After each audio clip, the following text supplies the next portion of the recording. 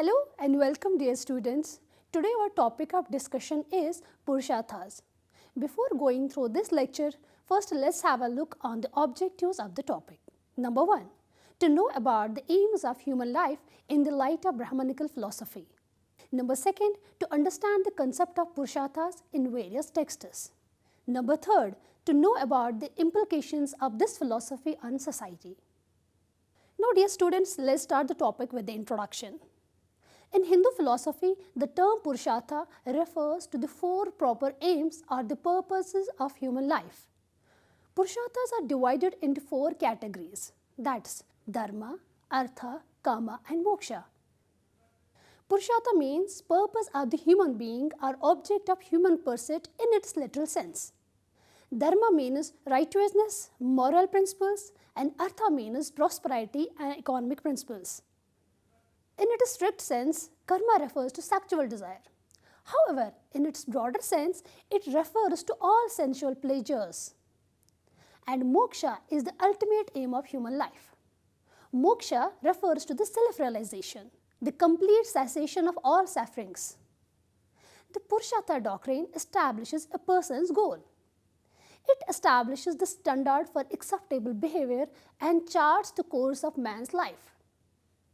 Every human action has a reason behind it. On the basis of societal norms that has established and are widely accepted, we can distinguish between the right and the wrong behavior. The Purushartha theory establishes the standards and the values that should be used to guide human behavior. The Sanskrit word Purushartha is the combination of Purusha and Artha. Purusha is a Sanskrit word that can be translated as human being, soul or universal principle, and soul of the universe. The word Artha can mean wealth or value as well as a goal or purpose. The term Purushartha thus refers, etymologically speaking, to the goal or purpose of life, the purpose of human being, or the object of human pursuit. It refers to the four proper goals or aims of a human life and is a fundamental Hindu concept. Purusharthas outline the goal that a person strives to achieve. According to P.N. Prabhu, the theory of Purushartha concerns themselves with the perceptive, reason, organization and conduct of affairs of the individual's life in relation to the groups and through the ashrams. We speak of those Purusharthas as psychomoral basis of the ashram theory. Because of this, on one hand, the individual receives a psychological training through the ashrams in terms of lessons in the use and running of the Purusharthas, while on the other hand, in actual helps him to deal with society in according to with these lessons. Professor K.M. Kapadia, on the other side, is of the opinion that there are four Purusharthas or aims of the life. These are Dharma, Artha, Kama and Moksha. Seeks to achieve objects, needs and the spiritual life. It also tries to please the sex of sense in man, his love of power and property, his thirst for an artistic and cultural life, his hunger for reunion with Supreme Being. It understands life as a whole, its hopes and ambitions, its attainments and enjoyments, its sublimations and spiritualization.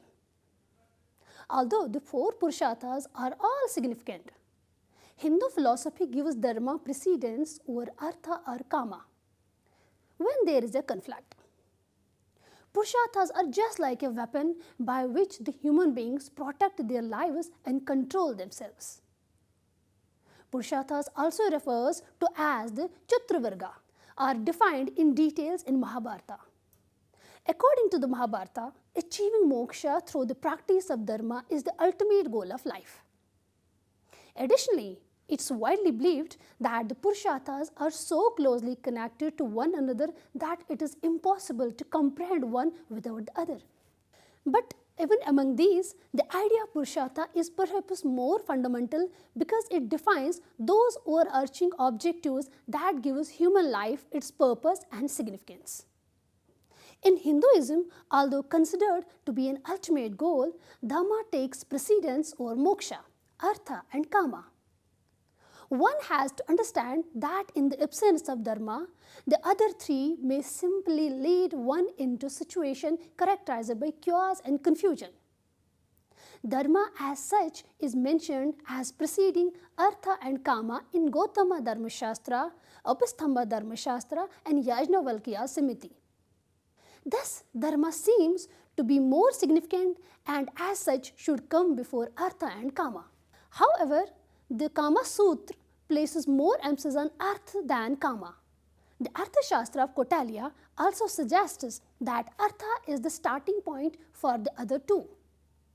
Therefore, it is evident that the Purushartha as defined by the Hindu Shastras is the foundation of human life and should be viewed as the axis around which a person's life revolves.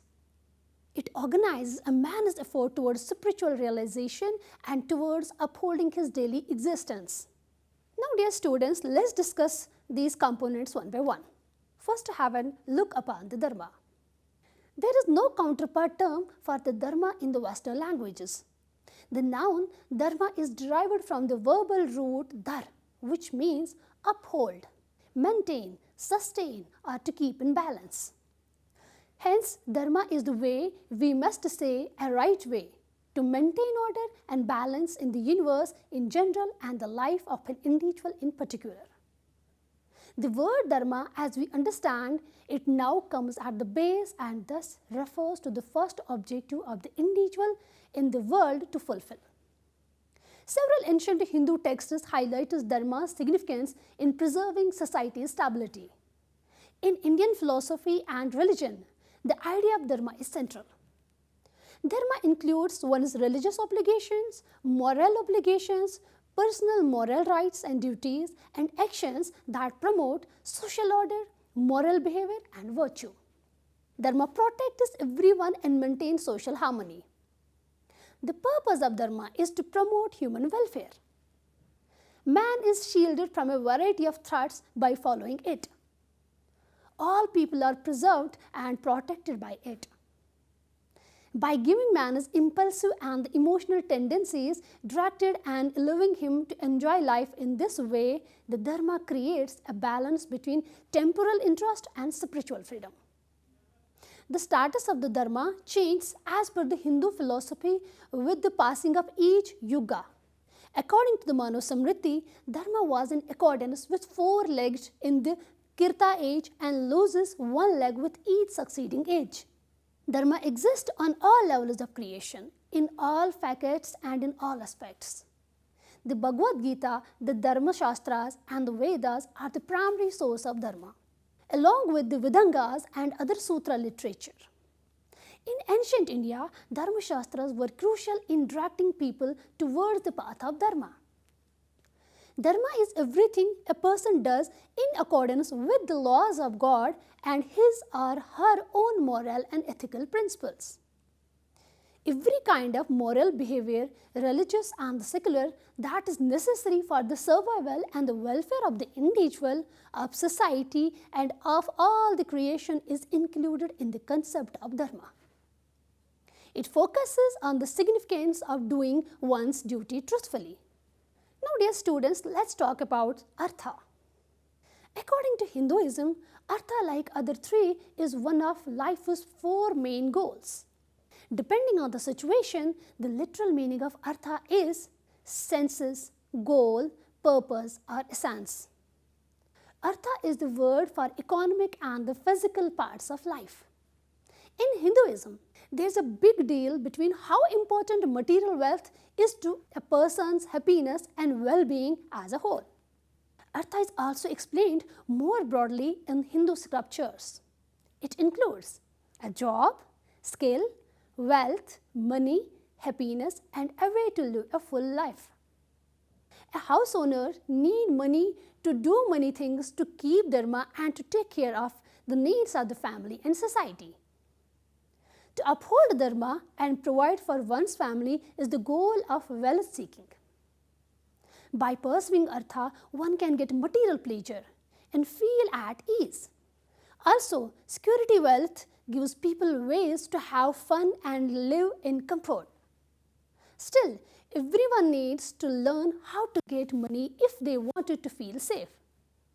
Artha is one of the Purushartha which shows that he has a deep understanding of human nature and the conflicts that all people have to deal with. In his Kama Sutra, Vatsyayana defines Artha as a means for acquiring art, land, cattle, money, tools and friends. He goes on to say that Artha as protects what has already been gained and grows what is protected. Thus, looking at the nature and the purpose of this Purushartha, some scholars are of opinion that out of these three goals, Artha is more important and as such should come before the Kama. But if the Artha is not in accordance with, Dharma can't help the individual in ultimate purpose of his life. Thus, Dharma is more important and should come before both Kama and Artha. The Arthashastra by Kautilya, on the other hand, says that Artha is the basis for the other two Purusharthas. Without material and social security, it's hard to follow Dharma. As such, it seems that in the Kautilya's view, Artha should be given more importance over other Purusharthas. Some old Indian text says that Artha are things that make it possible to get what you want. Some of these are wealth and some are power and some, like the Bhakti schools, are the ways to love God. Artha, as stated above, should not be confined to material gains alone but may also include a good friend as well. Now dear students, let's talk about Kama. Kama is the third Purushartha and in its strict sense can be interpreted as pleasure. Kama make it possible for people to get what they want in the world. In Indian writing, Kama means desire, wish or longing. Kama is a word that's often used in modern literature to mean sexual desire and longing. However, the word can also mean any desire, wish, passion, longing, pleasure of the sense and the aesthetic enjoyment of life, affection or love with or without sexual connotations. The art of enjoying pleasures is also included. Kama, after acquiring wealth and security, the next step is to utilize the wealth for enjoyment and comfort and fulfilling the duties and the responsibilities. Some of the earliest known verses in Vedas include the concept of Kama. One of the Hinduism's oldest Upanishada, the Brihadanayaka Upanishada, uses the term Kama in a broader sense to mean any desire. Man consists of desire, and as his desire is so is his determination. As his determination is, so is his deed. Whatever his deed is, that he attains. Kama is often referred as short-term word kamana, which means desire. Kama is an experience that includes finding something, learning about it, making an emotional connection, enjoying it and feeling good before, doing and after the experience. Vatsyayana, the author of Kama Sutra, describes Kama as happiness. That is a mano swapara, the phenomena of the mind. Just like the Mahabharata, Vatsyayana's Kama Sutra defines Kama as pleasure and individual experience from the world with one or more senses. These are hearing, seeing, tasting, smelling and feeling in harmony with one's mind and soul.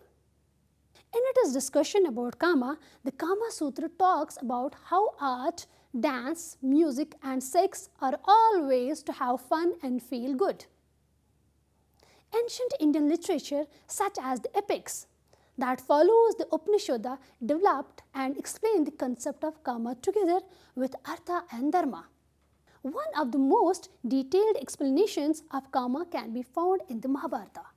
The epic says that Kama is any pleasant and desirable experience or pleasure that comes from one or more of the five senses interacting with something pleasing to that sense while the mind is in harmony with the other goals of human life, which are Dharma, Artha and Moksha. Vatsyayana says that Kama can live with Dharma and Artha and does not go against them.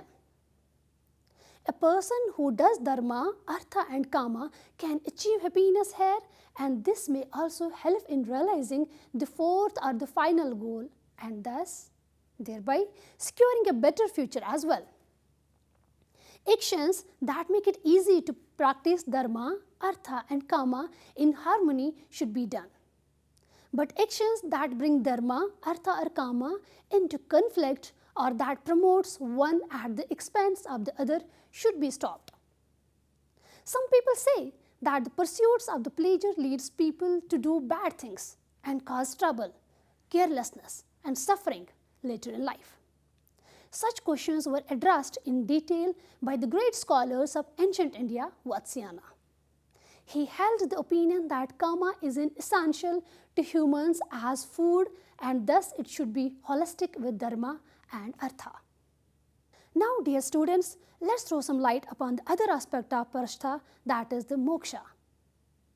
Moksha comes from the Sanskrit root muk, which means to be free, let go, be set free or be set free from something. The word moksha is found in Vedas and early Upanishads. It means to set free or to release, like when you take your horse's harness off. Literally, it means freedom. Moksha is one of the most important ideas in Hindu philosophy. Moksha, also known as vimoksha, vimukti and mukti, is a term in Hinduism and the Hindu philosophy that refers to different kinds of freedom, release and emancipation. Moksha is the ultimate goal of this life on the earth. It means liberation or realization of the self. It means freedom from samsara, the cycle of death and rebirth. This is what it means in terms of salvation and the end of the world. In both the philosophical and the psychological sense, moksha means freedom from ignorance or coming to know oneself. The idea of samsara is linked to the idea of moksha. This cycle of rebirth and death, with each life being hurt, sick or old, was seen as cycle of suffering. With moksha, all of the sufferings that come with being born and reborn is over. By getting out of this cycle, the pain that was a part of it also ended. In different Indian religions, this freedom is also called moksha, nirvana, kavilya, mukti, and by some other names. Looking at the importance of this Purushartha within various religious traditions of the India, some people believe that the moksha must be considered as the most important among all the Purusharthas, as the other three are just a means for the fulfillment of ultimate goal of an individual. The idea of rebirth eventually leads to the idea of samsara or transmigration, in which a person's karma ledger decides where they would be reborn.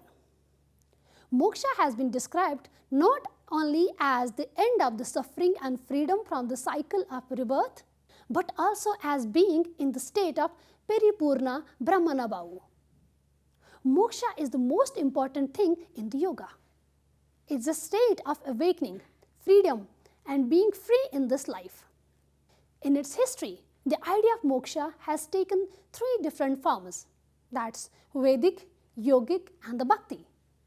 During the time of Vedas, moksha was a ritual. According to Veda, the description of knowledge at various levels as Adhilokam, Adhibhutam, Adhiyajanam, and Adhiyatmam helped a person to reach moksha.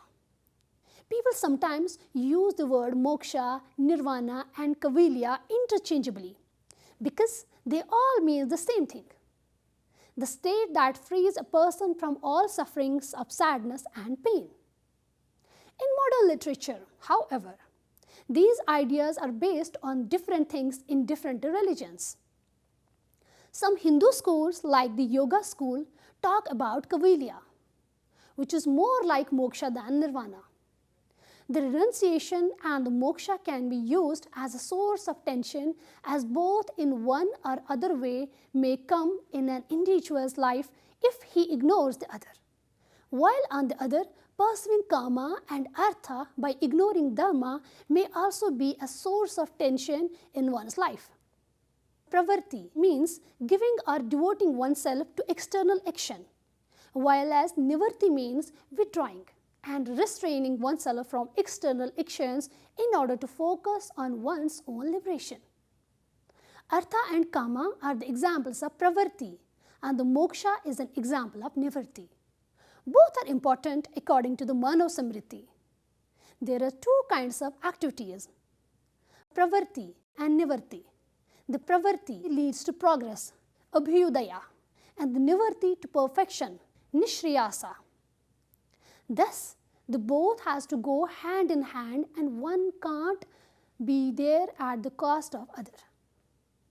Thereby, we are again coming to the basic concept of the Purushartha. That is, the goal of individual's life, and as such have to be achieved together, not separately. Dear students, to conclude this lecture, we can say that the well-being of man depends upon the pleasant amalgamation of the three, that is, dharma, artha and the kama. The three, when combined together, may be referred as trivarga. It is believed that if a person devotes all his efforts to the fulfillment of basic urges, then life becomes unwanted and even unsafe. Therefore, some authority is necessary to control mankind. Dharma provides direction to the acquisitive and emotional drives in man, and by enjoying life in this manner, Dharma brings about agreement between worldly interest and the spiritual autonomy. It provides a code of conduct through which man has to carry out his day-to-day life. All four columns of the Purushartha are significant. But in case of conflict, dharma is measured more important than artha or kama in some theoretical thoughts. Moksha is considered the ultimate model of human life. Categorically, it's clear that Purushartha is the basis of human life, and it is to be looked upon as basis of which man's life turns around. It organizes and drives the goals of man for the fulfillment of spirituality as well as for the maintenance of this worldly life. The theory of Purushartha thus involves the total life of man and educate man how to lead a wonderful life. Thus, it's important for everyone to follow four goals in their lives and also motivate others to follow them. Dear students, that was all about today's lecture regarding Purusharthas. Hope you have understood it. See you next time with a new topic. Till then, take care and goodbye.